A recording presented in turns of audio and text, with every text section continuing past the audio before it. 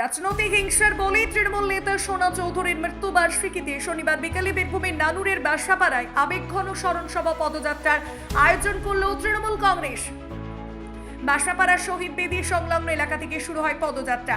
সোনা চৌধুরীকে স্মরণ করে পদযাত্রার পর শহীদ বেদিতে পুষ্পার্ঘ অর্পণের মাধ্যমে শ্রদ্ধা জানান দলীয় নেতৃত্ব কর্মীরা। এরপর সেখানে অনুষ্ঠিত হয় বিশেষ স্মরণ সভা। সভায় উপস্থিত ছিলেন নানুরের বিধায়ক বিধানচন্দ্র মাঝি, থুপসারা গ্রাম পঞ্চায়েতের প্রধান বরদ মাঝি সহ সোনা চৌধুরী পরিবারের সদস্যরা।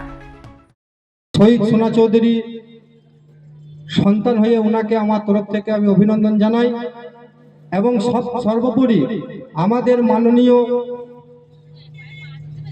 ফাইজুল হক সাহেব বীরভূম জেলার সভাধিপতি, ওনাকে আমার অন্তর থেকে অভিনন্দন জানাই।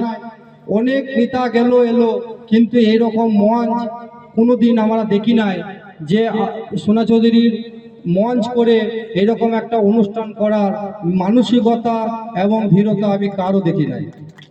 সভা মঞ্চ থেকে বক্তব্য রাখতে গিয়ে বিধায়ক বিধানচন্দ্র মাঝি স্মরণ করেন 2010 সালের 14ই ফেব্রুয়ারির সেই রক্তাক্ত দিনটির কথা। আপনারা জানেন যে 2010 সালের 14ই ফেব্রুয়ারি সিপিএমের হারমাত বাহিনীর হাতে নৃশংসভাবে খুন হয়েছিলেন আমাদের নানুরের সোনার ছেলে, মমতা বন্দ্যোপাধ্যায়ের সোনার ছেলে সোনা চৌধুরী।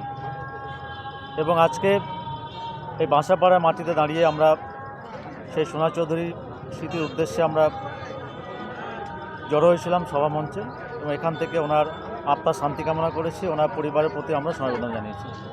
পরিবারের তরফে জানানো হয় শহীদদের স্মৃতি অমলিন রাখতে প্রতি বছর এই স্মরণ সভার আয়োজন চলবে। আমার বাবা সিপিএমের জালাত বাহিনীর দ্বারাই নিহত হয়েছিলেন। যে আজকে যেই শহীদ সভাটা হলো, আমার ফ্যামিলি বা আমি এই অঞ্চলে আমার নেতৃত্ব দিই দল বীরভূম জেলার সভাধিপতি আমাদের কিন্তু এখানে দায়িত্ব দিয়ে রেখে দিয়েছেন। শহীদ পরিবারের ছেলেরাই আমরা দায়িত্বেই আছি। আজকে এই সভাটা করে আমরা খুব খুশি, বা আরও যেন এই শহীদদের যেন সবাই স্মরণ রাখতে পারে বা সবাই যেন মনে রাখতে পারে, সেই জন্য এই সভাটাকে প্রত্যেক বছর 14ই ফেব্রুয়ারি আমরা এই হিসাবে সভাটাকে প্রত্যেক বছর করব। শহীদ স্মরণ, আবেগ আর রাজনৈতিক বার্তায় ভর করে নানুরের বাসাপাড়ায় এদিন ফের উঠে এলো তৃণমূলের অতীত সংগ্রামের ইতিহাস। বীরভূম নানুর থেকে অনুকূল করায় রিপোর্ট, নিউজ বেঙ্গল দেখুন।